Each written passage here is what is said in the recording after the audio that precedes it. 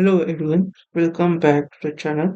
Today we will look see the new topic in a technology that is Nvidia RTX A6000. The Nvidia RTX A6000 is a high-end workstation GPU aimed at professional graphics, AI, rendering, simulations, and compute workloads. It sits in a NVIDIA's RTX or professional lines, formerly under the Quattro branding, rather than the GeForce consumers line. Optimized for reliability, large memory precision, ECC, and professional software supports. It's based on the NVIDIA Ampere micro architecture and targets desktop workstation form factors. It also among the flagship Ampere workstation GPU for the desktops before newer family that is Ada or Blackwell L is appeared. Because it's a design for the RTX A6000 is often used for the industry, such as a professional 3D modeling and rendering, CAD, VFX, architectural visualization, also for the scientific visualization, GPU extraction for CFD, finite element analysis, etc. Also, it has this this RTX A6000 is also used for AI training, which is a hot topic in today's world, and interfaces, especially for the large language that need big VRAM, that is virtual RAM. It is also gives the virtualization and remote workstation, that is virtual workstation. So, what are the key structure or what are the another Ampere architectures. The RTX A6000 is built on Ampere GPU architecture, leveraging enhancement in a ray tracing, tensor code, and concurrent computing. The Ampere design improves the throughput of FP32, that is single precision computing, supports mixed precision calculations and better performance for various previous generations. So um, the compute throughput is it is a single precision that is 38.7 teraflops as a theoretical peak. For the ray tracing workload, it is RT core, which gives you the 75.6 teraflops equivalent.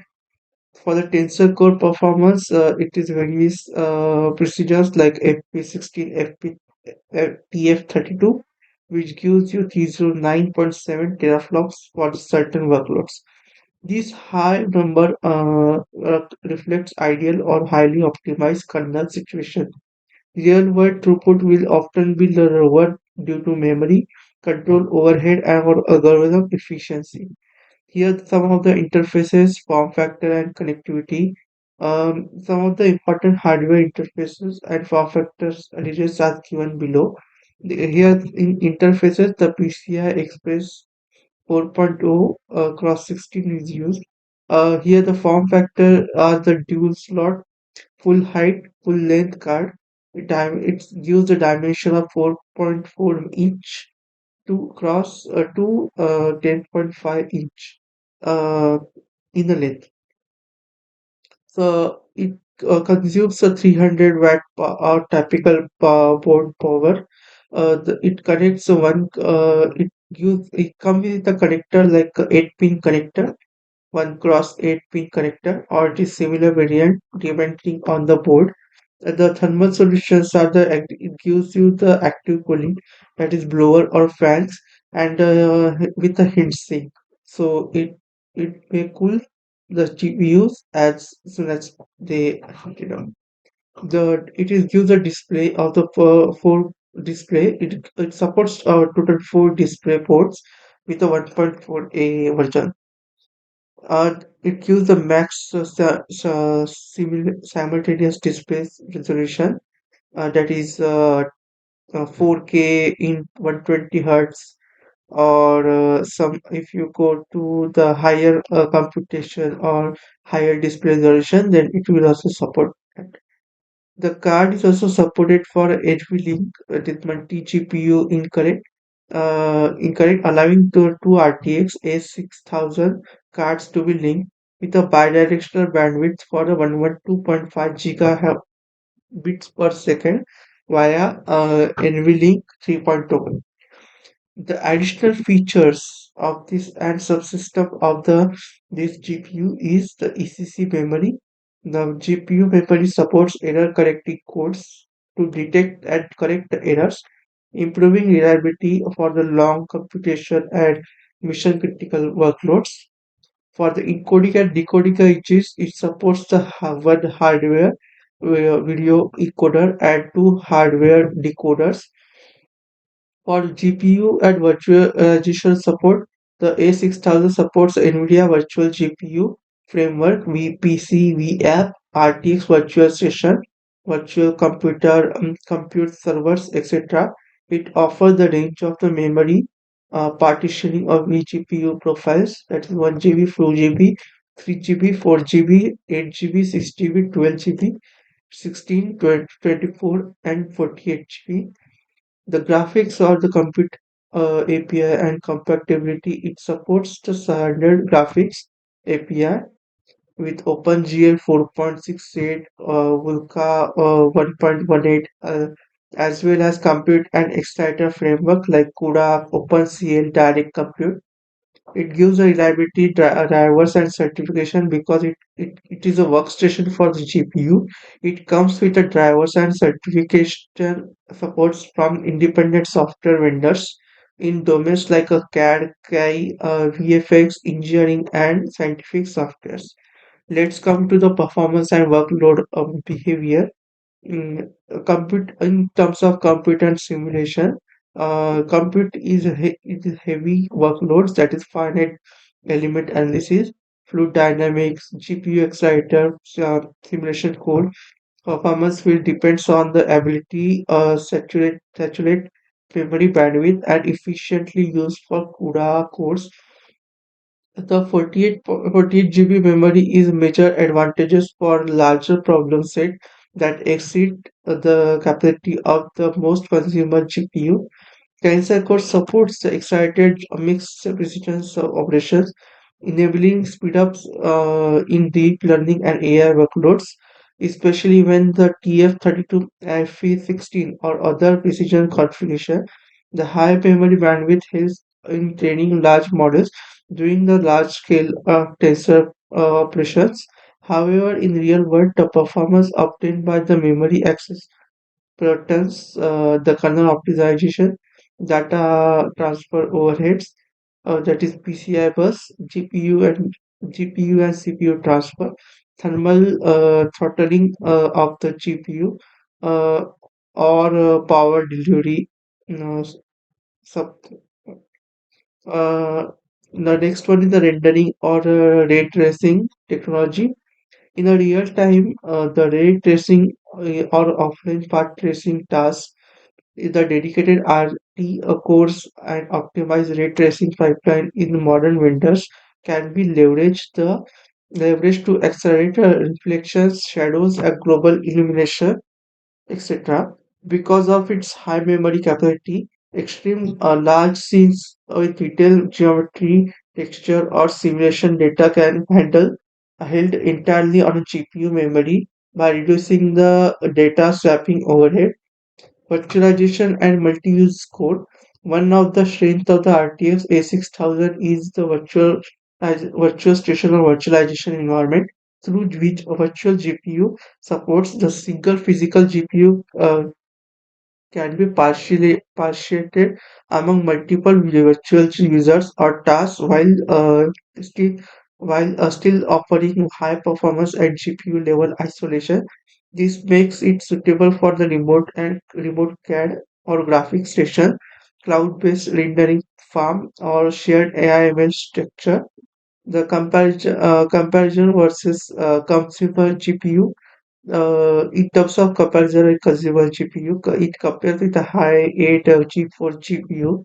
The RTX A6000 uh, advantages are much larger memory, which is available on a consumer's model. ECC support and reliability for features meant for the long duration tasks. Certified drivers for professional softwares. That's the low risk of driver regression in CAD or VFX workloads. It supports the virtualization like a vGPU and multi-user workload. However, in pure gaming or consumer frame rate tasks, it is generally underperformed versus similar price of the GPUs are already available. That might be due to the lack of features or drivers optimization targeted for the case. Let's coming to the limitations and limitations of this GPU. The first then the most important limitation is power and cooling requirements.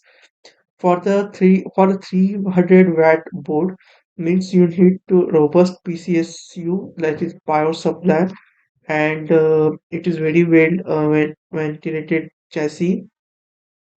The active cooling basket is designed carefully, or thermal throttling may occur, reducing the sustained performance. The as a cost and availability, as it is very high in pro GPU, it comes at a premium cost. It may in many markets the supply is limited, the pricing is high relative to the consumer cards. Also, with the newer architecture emerging, supply or support may gradually decline. The PCI, the bandwidth bottleneck, the card supports PCI 4.2 cross 16. If we use the system with the older PCI 3.0, you may see the bandwidth limitation for the data transfer intensive workloads. Also, for the multi-GPU setups, linking or coordination overhead may reduce the scaling or efficiency. GPU hammer or memory, the bit flip risk, the recently they are published in a research paper of a GPU hammer demonstrated that GDDR6 memory, including RTX A6000, can be valuable in the form of rover attack, that is repeated memory row activation, causing bit flip in neighbor's row. The effect can silently corrupt AI models or data if unmigrated. Migration is a primarily via enabling ECC memory and employing error correction safeguards. Through enabling ECC impose some performance and tools usable memory overhead. The future obstacles as a newer GPU architecture like ADA or Blackwell, the rollout, the driver support and performance advantages may shift, making this older GPU less optimal for the next generation framework. Let's come to the use cases and ideal workloads. Given the strength and the trade-off, here are the scenarios where the RTX A6000 shines. The large-scale AI or the deep learning, training a large model or handling a large batch of size that requires a huge GPU memory that is 48 GB. It also used for the high-end rendering and VFX, complex scenes like global illumination, volumetric and interactive previews in the production pipelines. Scientific or computing simulations like the large dataset, complex mesh operations, and handling heavy compute tasks in engineering and research. The virtual workstation like a remote or CAD, it divided the GPU sources via vGPU that delivering the workstation class and performance remotely to the multiple users.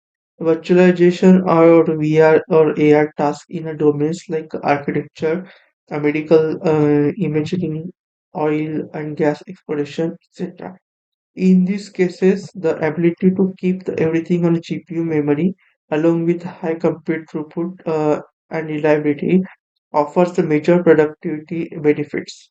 For the deployment and consideration and best practices, it uses the systems and performance integration that ensures that the motherboard and CPU that supports the 4.0 PCI 4.0 cross 16 for the full performance. It uses the power supply that rely on a delivery of 300 watt plus overhead for the other system components. The chassis or cooling layout must ensure that it is good airflow. GPU must get fresh air and heavy have a exhaust path. The use and stable use it uses a stable driver stack, preferably Nvidia Studio or workstation drivers or the certified drivers, especially for the professional softwares. It also enabling the ECC and reliability modes. If the data integrity is a critical, the enabling ECC memory on the GPU supports in the hardware. Be aware that enabling ECC reduces the usability of the memory slightly and may impose a small performance overhead. Monitoring memory errors or containers logged by either drivers to detect any persistent hardware issue. Multi-GPU on NVLink for the multi-GPU setup, use the NVLink bridges that supports the two A6000 GPU to increase the peer-to-peer bandwidth and reduces the data transfer overhead. Also manages the synchronization and memory partitioning um, and interconnect the load to the avoid the bottlenecks for the virtualization and virtual GPU configuration. If uses the virtual GPU, select appropriate memory slices profile depending on the user's workload. Be careful for the oversubscription. Don't assign more virtual memory than the physical GPU that can support concurrently. Use a proper hypervisor and the NVIDIA GPU, the software version to ensure that the compatibility and performance stability for the workload tuning and optimization. Optimize the memory access patterns, reduces the bank conflict to better utilize bandwidth. Use a mixed precision tensor core like a TF32, FP16, etc.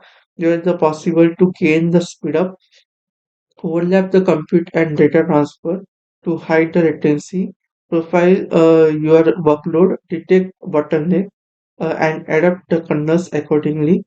Monitoring and maintenance, monitor the GPU temperature, power, and usage via NVIDIA management tools. Keep the drivers updated, especially for the stability in a pro or workstation workflow. Periodic hardware stress testing for error detection to ensure the memory and core integrated. So let's come to a summary of this RTX A6000 is a powerhouse workstation GPU which is designed for the professional who need a compute throughput, vast memory capacity, reliability, and professional software integration. It's 10,752 CUDA cores, 3636 tensor cores, and 84 RT cores combined with the 88 GB ECC protected GDDR6 and 384-bit bus position in a strongly for demanding workloads in AI, rendering and simulation and virtualization. That said, a proper system integration, powering, cooling, PCI interfaces, that enabling and managing the ECC, careful workloads tuning and awareness for the new vulnerability like a GPU hammer are the crucial to make that best out of it. If you like this video, please like, share, and subscribe. Thank you.